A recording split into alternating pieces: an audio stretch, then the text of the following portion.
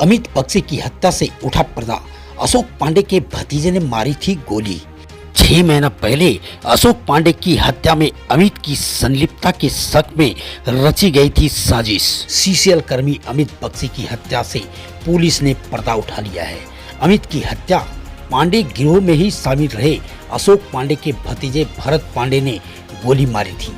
इस बात की जानकारी बुधवार को प्रेस कॉन्फ्रेंस के दौरान रामगढ़ एसपी पीयूष पांडे ने दी। उन्होंने बताया कि 6 महीने पहले अशोक पांडे की गोली मारकर हत्या कर दी गई थी।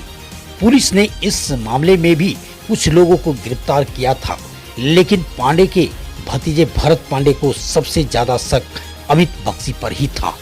8 अगस्त की रात को हुई इस हत्या के कारणों का पता लगाने के लिए रामगढ़ पुलिस छापामारी कर रही थी। इसी बीच पुलिस ने बीरबल कुमार राय को गिरफ्तार किया था, जिसने भरत पांडे को अमित बख्शी की पूरी खबर दी थी। जेल में जाने के बाद बीरबल राय से पूछताछ के दौरान पुलिस को बताया कि भरत पांडे ही अमित बख्शी की हत्या के पीछे का मास्टरमाइंड है और उसी ने हत्या की साजिश रची थी। रामगढ़ एसपी के निर्देश पर बनी स्पेशल टास्क फोर्स ने भरत पांडे को गिरफ्तार करने के लिए कई स्थानों पर छापामारी की थी।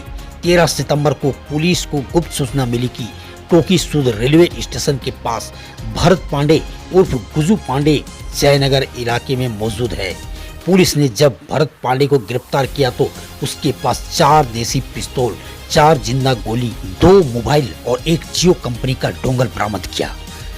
रामगढ़ एसपी पीयूष पांडे ने बताया कि भरत पांडे मात्र 26 वर्ष के हैं, लेकिन उनका एक आपराधिक इतिहास रहा है।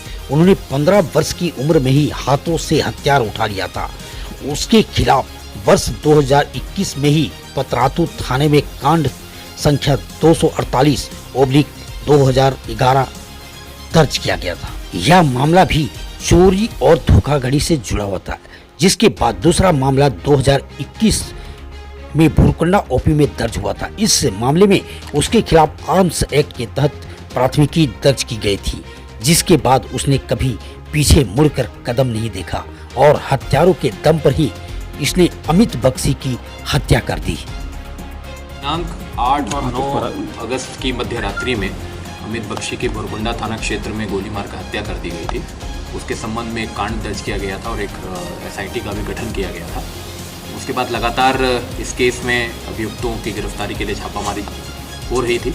इस कांड में फर्दर इन्वेस्टिगेशन के दौरान बीरबल कुमार राय को गिरफ्तार किया गया था, जो एक बेसिकली इन्फॉर्मर थे इस केस में, और उन्होंने अपना क्राइम कन्फेस भी किया था और उनकी बयान में भरत पांडे का नाम आया था, जिसको लगातार गिरफ्तार करने के लिए कोशिश हो रही थी। फिर 13 सितंबर को एक गुप्त सूचना के आधार पर हम लोग को पता चला कि भरत पांडे के वेयर अबाउट्स कहाँ हैं, और उसके आधार पर एक टीम ने, जो हमारी छापामारी टीम थी, उसने टोकी सूद रेलवे स्टेशन के पास भरत पांडे को गिरफ्तार किया। और वहाँ पर उनकी जब तलाशी ली गई तो कई आग्नेयास्त्र, 4 वेपन, उसमें से 4 जो हैं वो देसी पिस्टल तरीके हैं, डिफरेंट कंट्रीज़ में मेड हैं और वो देसी पिस्टल की तरह दिखते हैं।